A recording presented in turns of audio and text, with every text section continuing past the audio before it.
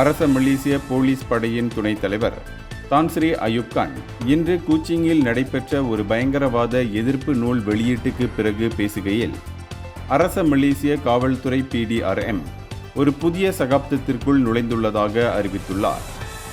தற்போது காவல்துறை செயற்கை நுண்ணறிவை பயன்படுத்தி சைபர் வெளியில் உள்ள தீவிரவாத அச்சுறுத்தல்களை விசாரிக்கவும், கண்காணிக்கவும் மற்றும் முடக்கவும் செயல்பட தொடங்கியுள்ளது. பெரும்பாலான தீவிரவாத ஆள்சேர்ப்பு செயல்பாடுகள் தற்போது ஆன்லைனில் நடப்பதை காவல்துறை உணர்ந்துள்ளதால் இந்த AI கருவிகள் விசாரணைகளை வலுப்படுத்தவும், டிஜிட்டல் நடவடிக்கைகளை கண்காணிக்கவும் பயன்படுத்தப்படும் என்று அயூப் கான் குறிப்பிட்டார்.